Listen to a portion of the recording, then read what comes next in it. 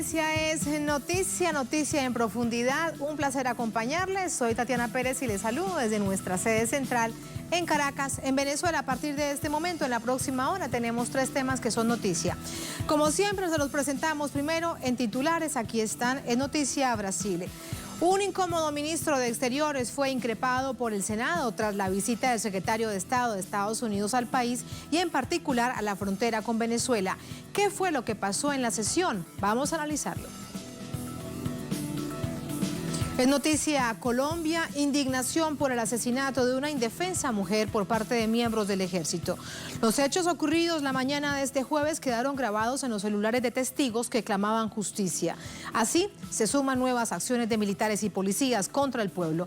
¿Dónde está el problema? ¿En la doctrina o en el gobierno? Profundizamos en ello.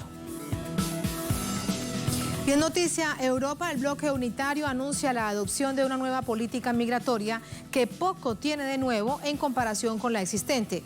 Como si fuera poco, rompe con acuerdos contenidos en las normas del derecho de los refugiados. Se los contamos de qué se trata y profundizamos en ello. Es noticia que así comienza. Bienvenidos, bienvenidas.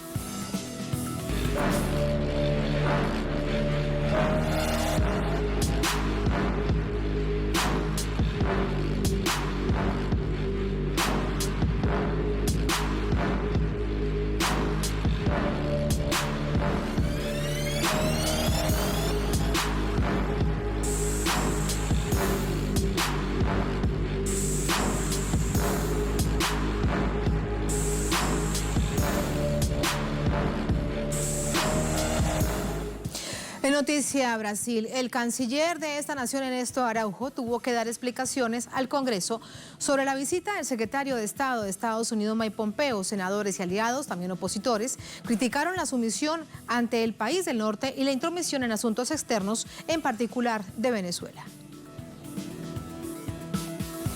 La Comisión de Relaciones Exteriores del Congreso recibió al canciller Ernesto Araujo para que aclarara el motivo de la visita de Mike Pompeo, particularmente al estado de Roraima, fronterizo con Venezuela. Desde el lunes estaba citado, luego que repudieran las declaraciones del máximo representante de Estados Unidos sobre el gobierno venezolano el pasado viernes. Araujo aseguró que se trató solo de una cuestión de preocupación y solidaridad con el país vecino. Absolutamente nada de lo que estamos haciendo es contra el pueblo venezolano, contra Venezuela. Algunas personas dicen, eso es contra Venezuela, es una ofensa a Venezuela. De ninguna manera. Ofensa a Venezuela sería ignorar el sufrimiento del pueblo venezolano. Nosotros somos totalmente solidarios con el pueblo venezolano.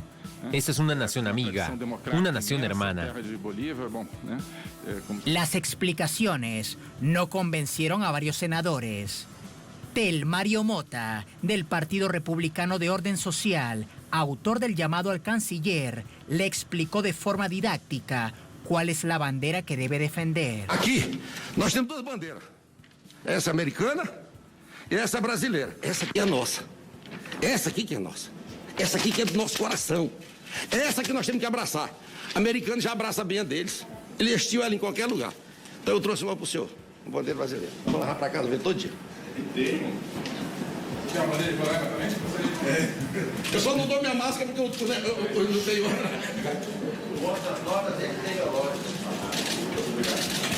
Para el senador Jacques Wagner, del Partido de los Trabajadores, es evidente que la visita de Pompeo tuvo un contexto de intromisión en el proceso electoral próximo en Venezuela.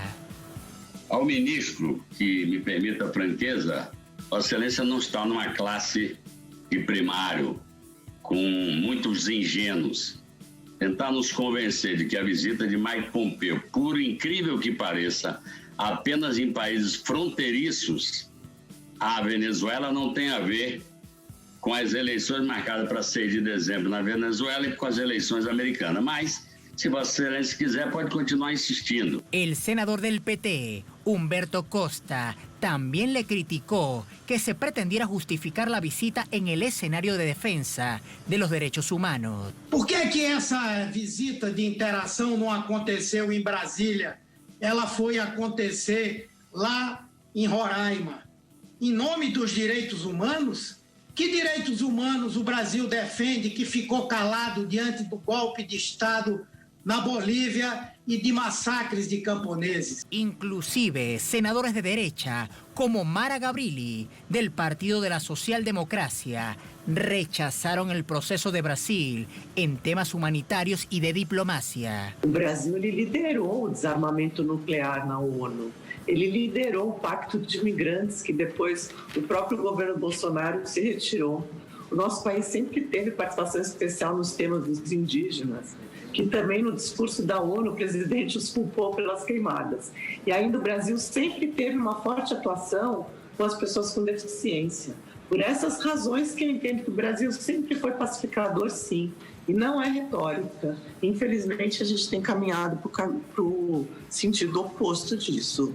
Por su parte, Venezuela reaccionó al debate. El canciller Jorge Arriaza calificó como pertinente la interpelación del Senado a Ernesto Araujo por permitir el uso de su país para que Estados Unidos agreda a Venezuela. Señaló que se notó muy nervioso y que Venezuela insiste en levantar las banderas de la paz, el diálogo no ideologizado y la integración, la posición servil y las políticas neoliberales de la administración Bolsonaro, mientras Brasil literalmente arde, le cuestan el respaldo del Congreso.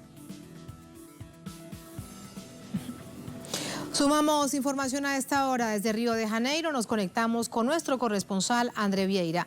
André, al finalizar esta sesión aparecían nuevas reacciones de políticos de distintas bancadas, de distintos sectores, también políticos del país. Te preguntamos acerca de ello.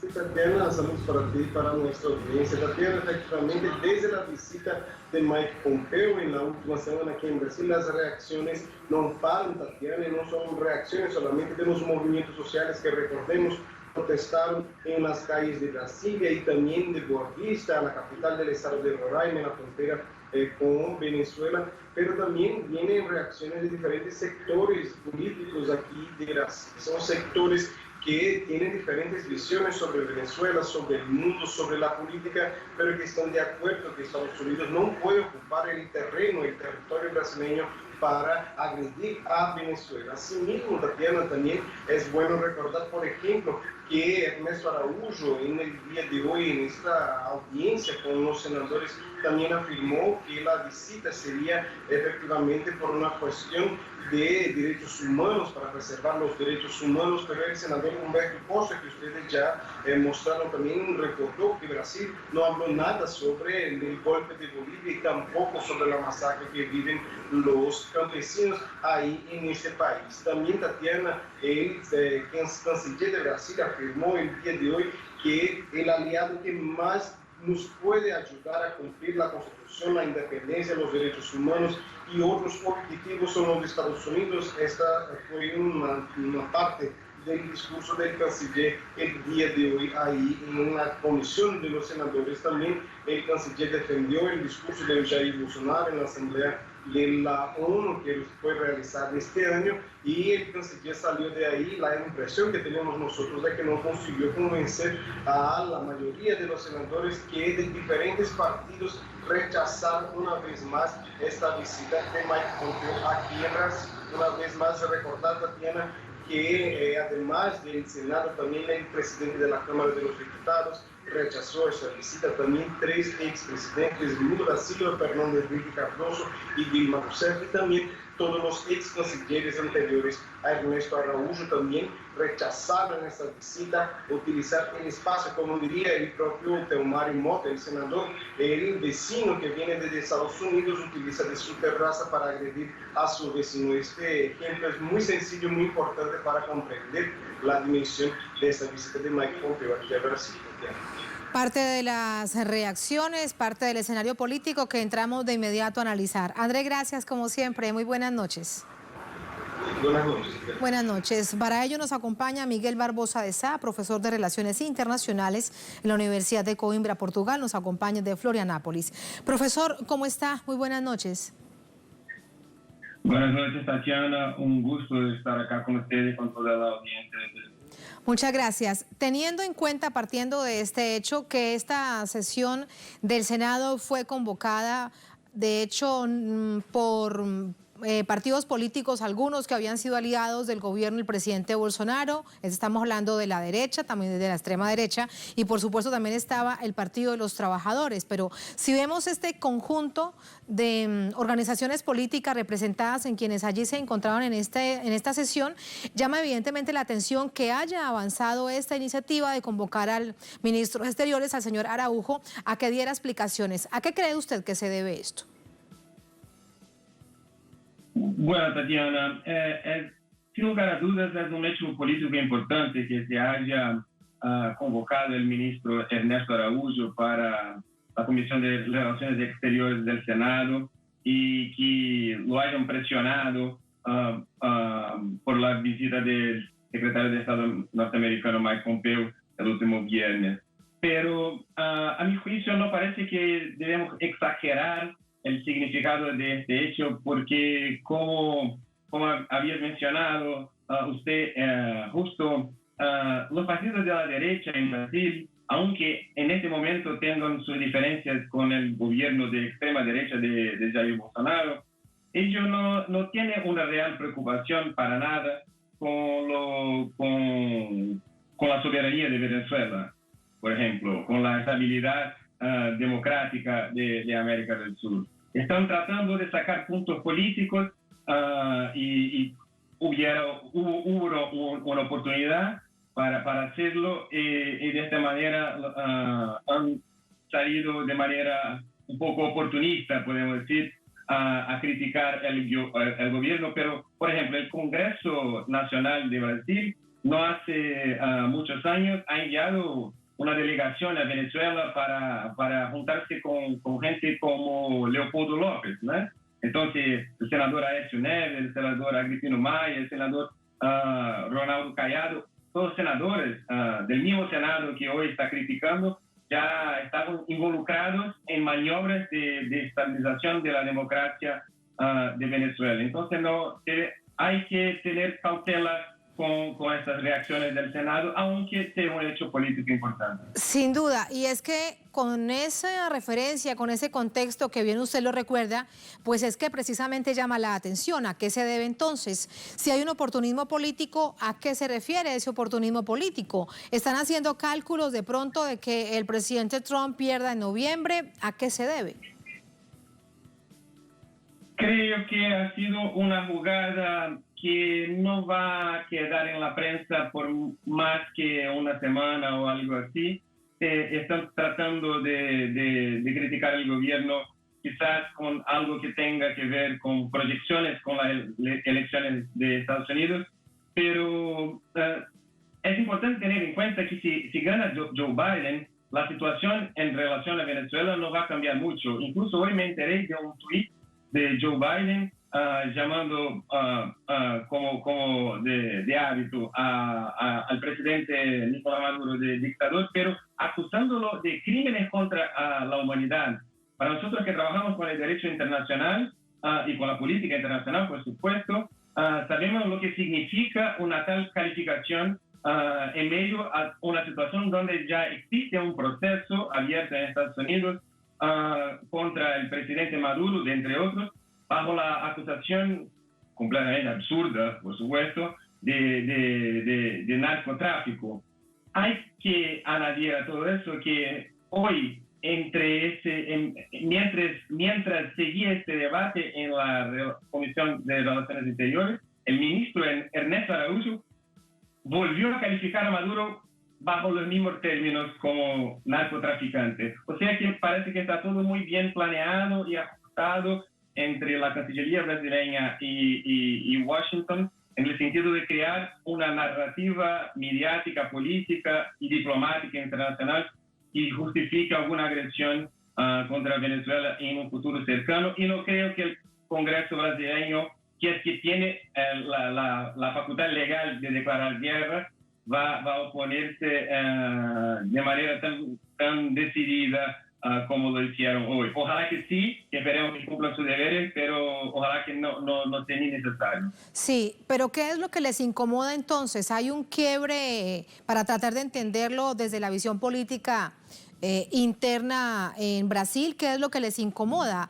con respecto a ello? Usted bien lo dice, con respecto a la política exterior estadounidense no hay dos partidos, es un solo partido y siempre es así. Cambian un poco las formas, pero es exactamente lo mismo. Así que, ¿cuál era entonces, cuál es el fondo de esa sesión? ¿Hay otros intereses tratando tal vez de distanciarse del mal gobierno del presidente Bolsonaro? Seguramente. Hay una decisión fuerte entre los distintos sectores de la derecha política en Brasil y que están tratando de demarcar sus posiciones frente a las elecciones municipales que van a suceder en pocos meses y también ya mirando hacia la próxima elección presidencial. Hay que ver que, por ejemplo, la gran prensa brasileña, la prensa corporativa, la prensa empresarial que domina los medios en Brasil, desafortunadamente, el mayor periódico, el conglomerado de prensa de Brasil, que es O Globo, que tiene diferencias, en la apariencia tiene muchas diferencias con el gobierno Bolsonaro, en la esencia muchas cosas, especialmente en la política económica, está de acuerdo. Pero salió a criticar en sus reportajes de hoy el ministro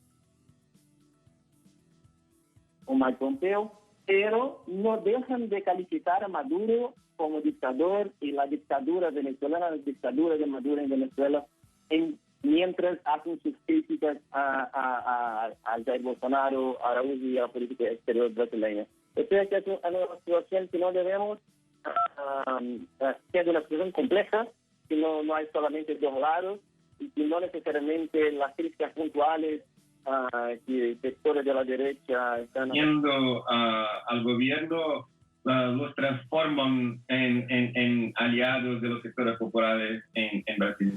Sí, esa es una matriz ya instalada, una matriz impuesta, como bien usted recuerda, profesor, por las grandes corporaciones mediáticas. Detrás de ellos sabemos cómo funciona todo. Esto resulta que no es nuevo. Sin embargo, sí llama la atención, bueno, que esto hubiese sucedido, y aquí además permítame preguntarle para hacer un poco de historia, si estamos hablando de un hecho también inédito, no solamente de que se convoque a un ministro de Exteriores cuando hay tantos aliados a dar explicaciones, sino que se asuma así la política exterior del Brasil. Si eso es algo que también pesa producto de lo que había sido tan ejemplar hasta hace unos años atrás. Igualmente, Tatiana, ese me parece igual un otro episodio de la misma, si me permite, demagogia de algunos sectores de la oposición de derecha al gobierno Bolsonaro hoy, que hubo una senadora del Partido Socialdemócrata, el PSDB, que estaba como invocando los ejes históricos de la política exterior de Brasil, pero cuando estaba el Partido de los Trabajadores en el gobierno y la oposición de derecha era comandada por ese mismo partido, por los socialdemócratas, no paraban de criticar a la política exterior de Lula y de la presidenta Dilma Rousseff. Entonces, lo que hoy están invocando como un patrimonio de la política exterior de Brasil era lo mismo que hace pocos años estaban criticando todos los días con mucha fuerza y muchas veces con historias mentirosas, con fake news inventadas sobre la actuación de la política exterior brasileña, que podemos tener críticas y diferencias, pero que la manera como lo hacía la derecha acá incluso en el Parlamento brasileño era una manera vulgar, por decirlo de una manera. Entonces hoy están saliendo a defender un patrimonio que antes no defendían. En ese sentido me parece un poco de hipocresía de estos sectores de derecha. Un poco mucho de hipocresía. Muchísimas gracias, profesor, por ese análisis. Buenas noches. Buenas noches. Buenas noches, gracias. Así nos vamos a la primera pausa en esta emisión de Es Noticia. Al volver en Noticia Colombia, indignación por el asesinato de una indefensa mujer, hechos ocurridos en el departamento del Cauca por parte de miembros del ejército.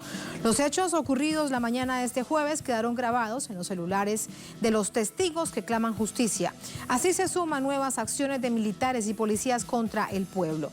¿Dónde está el problema? Nos preguntamos. ¿En la doctrina o en el gobierno? Hechos que analizamos al volver en Es Noticia.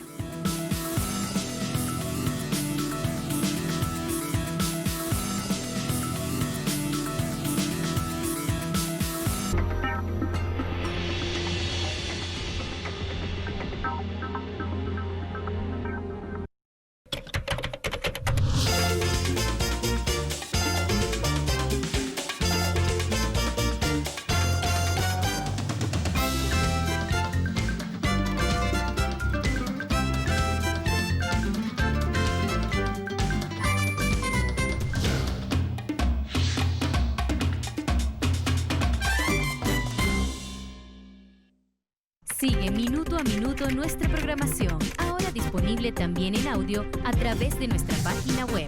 Podrás mantenerte al día sobre los acontecimientos y noticias que suceden alrededor del mundo con un enfoque latinoamericano y confiable.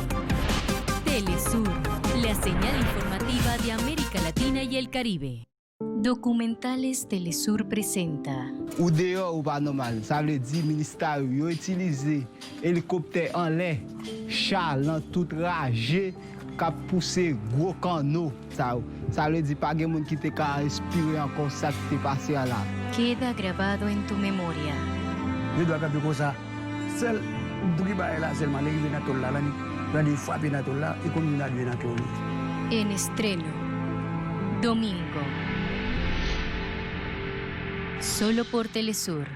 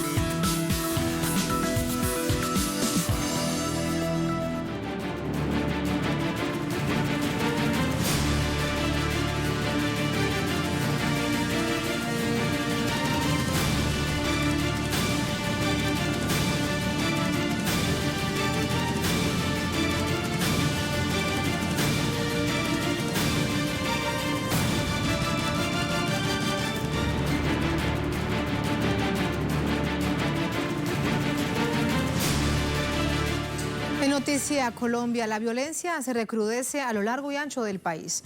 Una mujer fue asesinada a balazos en una carretera cuando se encontraba en su vehículo por miembros del ejército, lo que pone en entredicho una vez más al Estado de Derecho y a las actuaciones del aparato represivo del Estado.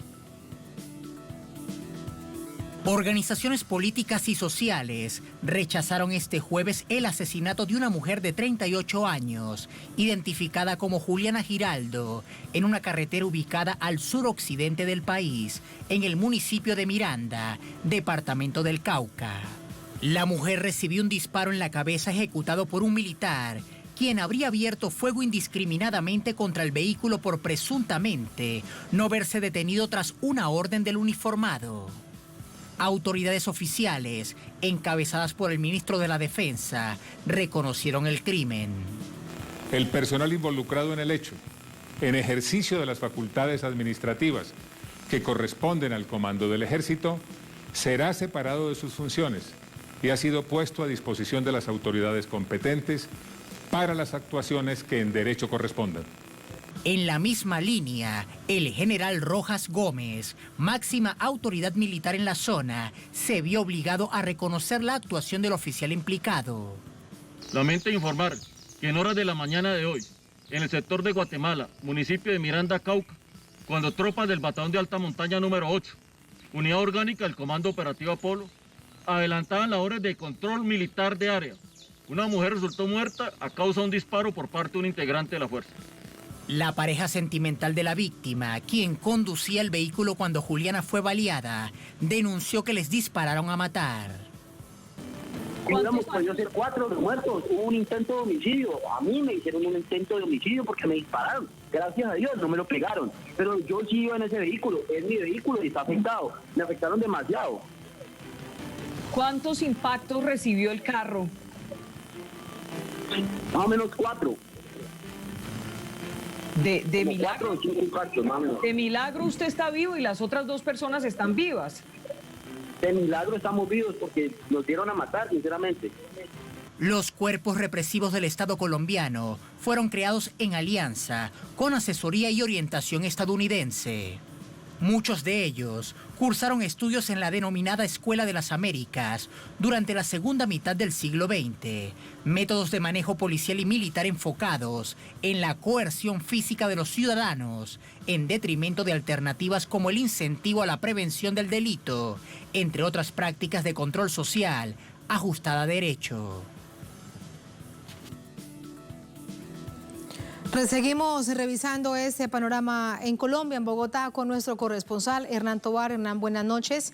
Enviaba tuit justificando los hechos el ministro de la Defensa, el presidente de Colombia, reacciones múltiples de organizaciones de derechos humanos. Te preguntamos de ese panorama. Pues Tatiana, muy buenas noches, televidentes, muy buenas noches. Pues sí, una reacción pues bastante lamentable la que ha generado pues toda esta situación en relación al asesinato de esta mujer por parte de integrantes del ejército colombiano, en una violencia que se sigue reiterando y es repetitiva por parte de los agentes del Estado.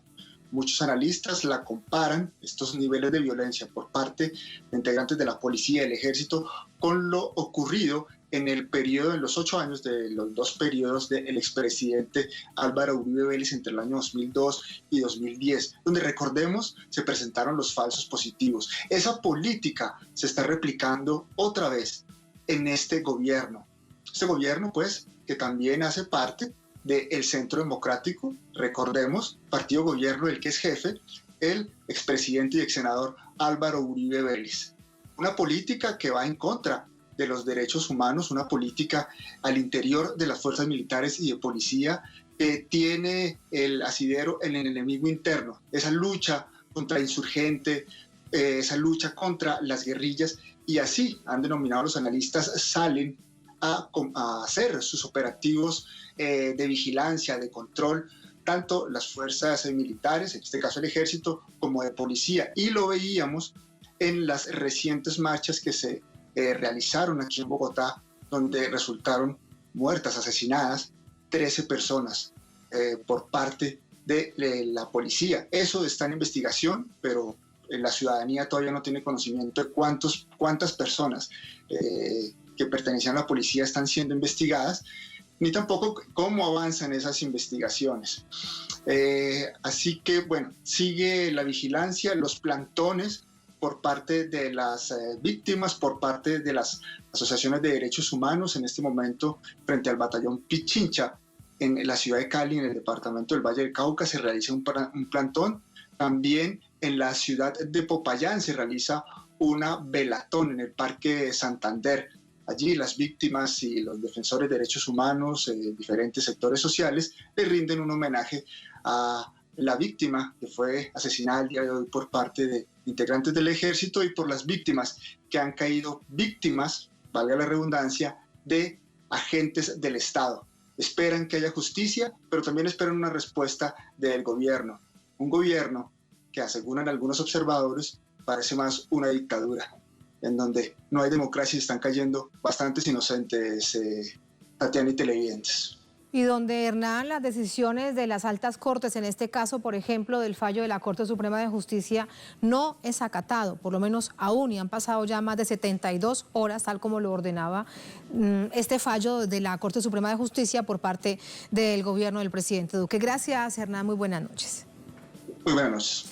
Vamos a entrar con el análisis, nos acompaña para ello Atemaya Sterling Acosta, abogado, defensor de derechos humanos, académico universitario, nos acompaña desde Cali, la capital del Valle del Cauca. Profesor, ¿cómo está? Buenas noches.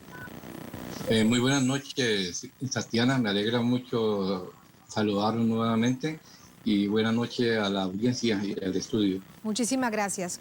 De nuevo, hoy la postura del gobierno, que no es distinta a la de días atrás, particularmente el ministro de la Defensa, es que se refieren a una persona que cometió un delito en el servicio de sus funciones, en su trabajo. Están hablando de nuevo de una oveja descarriada. ¿Cuándo se va a entender en Colombia lo que hay? Es un verdadero problema estructural, porque no es solamente esto. Estaba, de hecho, Hernán recordando, nuestro corresponsal, lo que pasó hace solamente 15 días con 14 personas asesinadas por parte de la policía. Son crímenes de Estado que, si vamos sumando, se convierte en una situación realmente lamentable, pero si se cuenta de uno a uno, pues parecería que sí es eso, una oveja descarriada. Sí, Tatiana. En Colombia no hay ovejas ni abejas descarriadas en un gobierno de terrorismo de Estado. Ahí es una estructura criminal soportada en una doctrina que se llama hoy doctrina Damasco, que es la doctrina que guía y orienta a las fuerzas militares colombianas. Esa doctrina de Damasco se fundamenta, en resumen, digámoslo así, lo que decía el compañero ahora que intervino, no solamente en que en Colombia esta oligarquía sangrienta que hay en este país tiene un enemigo interno o se inventa un enemigo interno, sino que a la vez esta doctrina de Damasco establece un enemigo interno y blanco legítimo, es decir, matar, exterminar a la población que sea opositora al régimen.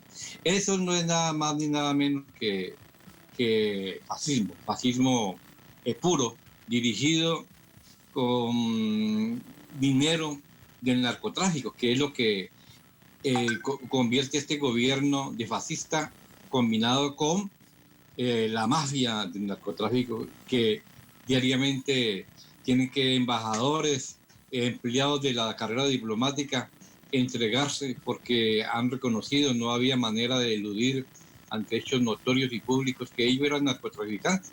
Pero es que no solamente es que sean narcotraficantes, sino, Tatiana, no solamente que sean narcotraficantes, sino que con esa plata, con ese dinero que ganan ellos, mal ganado en el narcotráfico, lo utilizan en el paramilitarismo, que nosotros llamamos el Uribú, paramilitarismo en Colombia. Sí, pero permítame, porque aquí hay un hecho que se sale de alguna manera de la estrategia y de la fórmula. Si hablamos de lo sucedido, por ejemplo, hoy en particular en el departamento del Cauca, en el municipio de Miranda.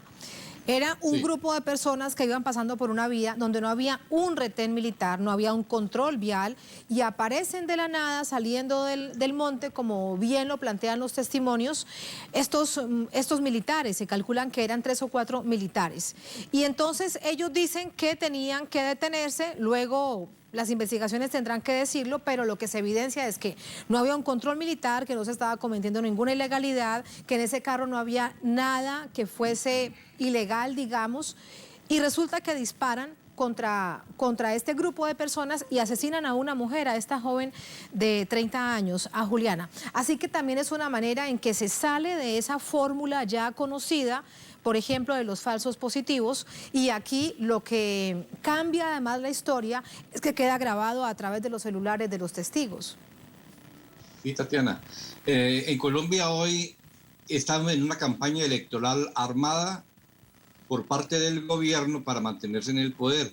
Y para poder ellos volver a ganar las elecciones, tienen que crear terror. Aunque se pueda ver la muerte de la señora en Guatemala, en la vereda de Guatemala, ahí en Miranda, aunque le puede haber como un supuesto hecho aislado, no lo es, hace parte de una cadena de hechos, ¿no? De hechos sistemáticos, de una conducta sistemática del ejército en ese sector y en toda Colombia. Venga, le cuento algo que en los medios de comunicación no se ha dicho. Nosotros, la Junta Directiva del Comité Permanente, estamos amenazados de muerte.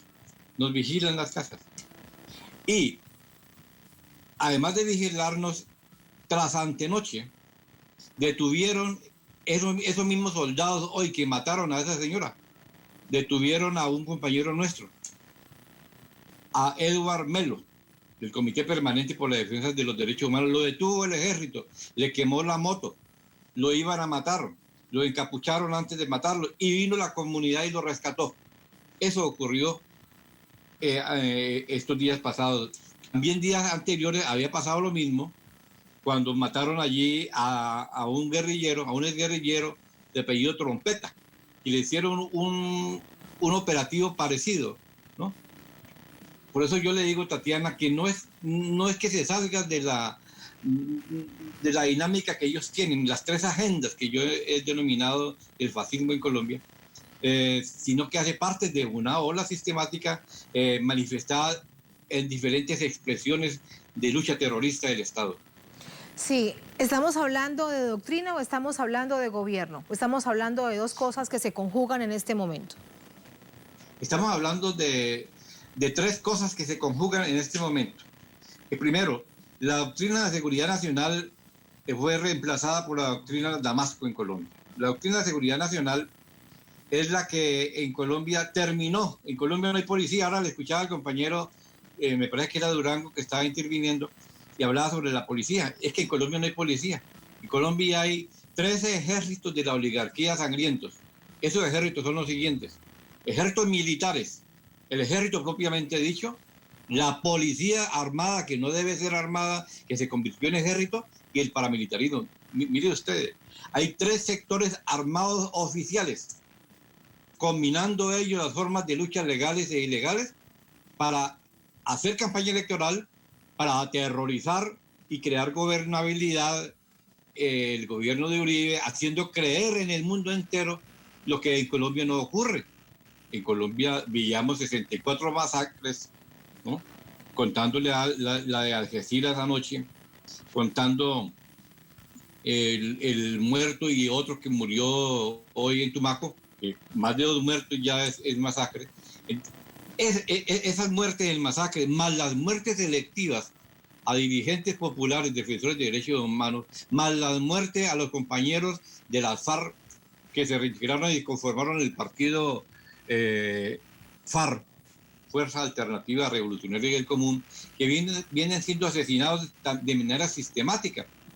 Unos días de una manera, otros días de otro, pero es que ellos inventan las maneras para hacer aparecer eso, como en el ejército manzanas podridas, y en el caso de que sea el paramilitarismo, le echan la culpa a la misma insurgencia, sin que en Colombia eso sea verdad. O sea, el gobierno del presidente Duque, que es un gobierno ilegítimo, un gobierno ilegal que nosotros no reconocemos como gobierno. Muy grave todo esto que, sí, profesor Sterling, todo esto muy grave que usted nos dice, sobre todo de estos hechos que nos estaba contando, de los que poco realmente se dice, porque, y es así de cruda la situación. Si el colega al que usted hace referencia, del Comité Permanente por los Derechos Humanos en el Valle del Cauca, hubiese sido asesinado, eso habría salido en un titular, pero como por fortuna se mantuvo vivo, está vivo, entonces eso no es noticia. ¿Cuántos de esos hechos se reportan a diario, de lo que usted tenga noticia, que se quedan allí, que son una evidente amenaza, que es además terror psicológico, pero que no trascienden? Ocurre todos los días. Después de las marchas, después de los plantones, ocurre. En días que no hay plantones ni marcha, hay persecución a los campesinos en sus casas. El Comité Permanente hemos decretado, digámoslo así, una alerta nacional en Colombia para protegernos nosotros mismos, porque no confiamos en ninguna institución del Estado, porque ellos no son capaces, no porque no tengan armas para defendernos, porque sería defenderse de ellos mismos. Entonces, en Colombia, nosotros como no confiamos, a raíz de todo esto que les estoy comentando, de las estadísticas que tenemos nosotros, llevamos en este momento en un reporte que tenemos de ese tipo de persecución en el país, 125 hechos de supuesta azonada. Mire usted que en Balboa, esta semana, en Balboa, Cauca, los trabajadores campesinos que cultivan la coca, marihuana y amapola, rodearon normalmente a un grupo de militares y dijeron que por favor se fueran. Y el señor del ejército, el comandante de la 3ª división, el general Vinicius, inmediatamente salió a los medios a decir que era una azonada. Y si es una zonada, quiere decir que es para criminalizar a los campesinos. Entonces hay una combinación de muertes, ¿no? De terror, Colombia atroz, ¿no? Y combinada con una acción jurídica dirigida por los militares y no por los jueces. ¿Cómo así que un general del ejército va a calificar un delito? Los que califican delitos le enseñamos nosotros en la universidad a nuestros estudiantes, de los jueces, son los operadores judiciales, no militar. Un militar está matando, pero no puede calificar. Y además estigmatizó a toda una población de Balboa. Ese hecho de Balboa es un hecho más grande todavía que el compañero nuestro del comité permanente que nos lo retuvieron en la zona entre Miranda y Florida este fin de semana. Que la comunidad indígena, la comunidad del sector, con nosotros lo rescatamos del ejército y el compañero se llevó a un cabildo indígena a protección. Es decir, la protección, ¿quién la está dando en Colombia? La está dando la misma población, la están dando las organizaciones de masas. Los indígenas están protegiendo a la población. La Guardia Cimarrona de los negros está protegiendo a la población. La gente no cree ya en ninguna institución armada del Estado porque las tres instituciones están fundamentadas en el fascismo. Esas tres, repito, son la policía armada, que no debiera ser armada, el ejército propiamente dicho, con aviación, todas fuerzas militares, y el paramilitarismo. Eso es algo muy grave en Colombia, que es una dictadura de verdad. Es una dictadura donde en Colombia se están vulnerando de manera permanente, diariamente, 1, 2, 3 veces los derechos humanos y los derechos civiles, los derechos del hombre y del ciudadano. Cuando vemos, aquí profesor, se vulnera todo, hasta poder opinar. Profesor Sterling, cuando recordamos un hecho que generaba tal nivel de esperanza, y es que el próximo sábado se cumplen 4 años de la firma del acuerdo de paz entre el Estado colombiano y la entonces guerrilla de las FARC. Muchísimas gracias, profesor. Muy buenas noches.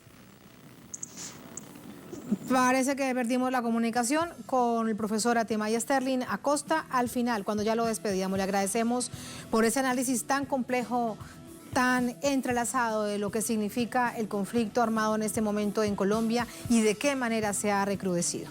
Así nos vamos a la segunda última pausa en esta emisión de Es Noticia. Al volver salimos de las fronteras de América Latina. Es noticia Europa. El bloque unitario anuncia la adopción de una nueva política migratoria que poco tiene de nueva en comparación con la existente. Y como si fuera poco, rompe con acuerdos contenidos en normas del derecho de refugiados. Les contamos de qué se trata y lo analizamos al volver en Es Noticia.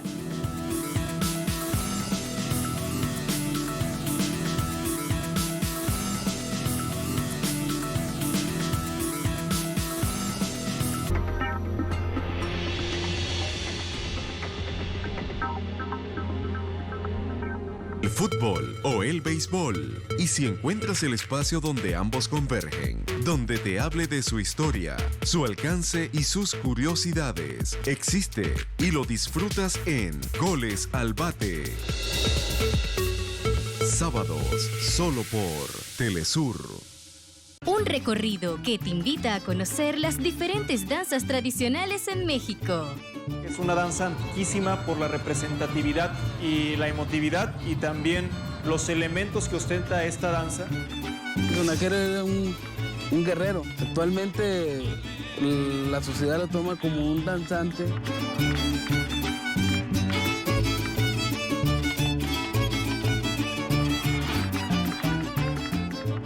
Sábado, solo por Telesur. Ahora, el pueblo de Cuba puede disfrutar de Telesur de manera continua. Juntos las 24 horas del día. Los 7 días de la semana. Telesur, la señal informativa de América Latina y el Caribe.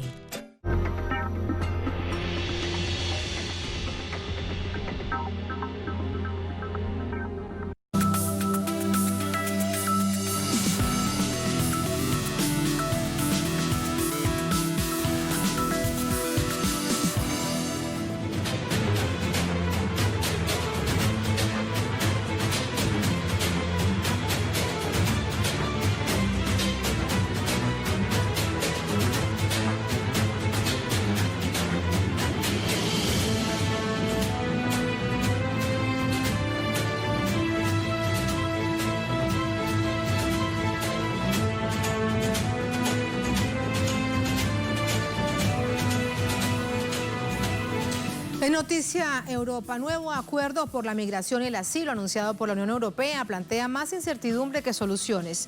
Se cierran fronteras, se proponen retornos obligatorios, mientras que las olas de migración en el Mediterráneo y el hacinamiento en refugios continúan. Ursula von der Leyen, presidenta de la Comisión Europea, presentó ayer el nuevo acuerdo sobre migración y asilo, que reformula las medidas tomadas en 2016. Se apela a la responsabilidad y la solidaridad, sin obligar a los Estados miembros a atender el problema. Asimismo, se refuerzan los controles fronterizos, los mecanismos de devolución de migrantes a sus países de origen y el apoyo a las organizaciones no gubernamentales que buscan migrantes en el mar antes de que lleguen a suelo europeo. La migración es compleja. El antiguo sistema para lidiar con eso en Europa ya no funciona. El acuerdo de la Comisión sobre Migración y Asilo que presentamos hoy ofrece un nuevo comienzo. No se trata de si los Estados miembros deberían apoyar con solidaridad y contribuciones, sino cómo deberían hacerlo. Los intentos de Europa por atender este tema como un problema, solo puertas adentro del continente, no va a la raíz del problema, el intervencionismo y el neocolonialismo europeo constante en los países al este y al sur del mar Mediterráneo, en Asia Menor y África. Los conflictos armados promovidos por Europa a través de la OTAN en esos países y las secuelas de hambre, miseria, enfermedades y desplazamientos forzados que estos acarrean no se detienen, mientras en los refugios como el de Moria, en Lesbos, Grecia, alojan en las peores condiciones a los migrantes. Estamos informando horribles violaciones de derechos humanos, detenciones arbitrarias, homicidios contra los migrantes ilegales, tortura, violencia sexual, explotación del trabajo, y estamos informando cómo esto se relaciona con las políticas europeas de migración que durante años han estado atrapando a personas en el país. Hacinamiento y abandono parecen ser las únicas soluciones aportadas por este nuevo paquete de medidas, en que a los migrantes que huyen de sus países destruidos se les dice que Europa, causante de la mayoría de sus males, está cerrada. Vamos a entrar con el análisis de esto que llaman nuevo acuerdo de migración en Europa. Nos acompaña para ello Bernardo Méndez Lugo. Él es director ejecutivo de América Sin Muros, Fundación Pro Migrante, con sede en Ciudad de México, diplomático mexicano de carrera en retiro. Bernardo, ¿cómo está? Muy buenas noches. Muy buenas noches, Tatiana Pérez. Un gusto estar con tu equipo y pues encantado de poder... ¿cómo llamarlo? Este triste y muy controvertido acuerdo de la Comisión Europea y de todos los países de la Unión Europea que afecta de manera muy grave la movilidad humana y muchos derechos que están contemplados en la Carta de Naciones Unidas, en el Pacto Global de Migración. Así que pues estoy encantado, Tatiana. Uno de los aspectos que más preocupa a propósito de normas que están contenidas en el derecho internacional de refugiados, Bernardo, tiene que ver con las devoluciones en caliente. Eso está prohibido y ahora parece que dan vía libre, que lo permiten como si nada pasara, como si fuese algo tan sencillo, teniendo en cuenta que estamos hablando de seres humanos y que peligran sus vidas cuando se habla de nuevo de devoluciones en caliente. ¿Cuál es tu opinión con respecto a ello? Pues esta decisión de la Comisión Europea, pues de alguna manera es una réplica de lo que ya Estados Unidos viene aplicando desde hace varios años. En ese sentido, pues no solamente es el gobierno estadounidense que encabeza el presidente Donald Trump.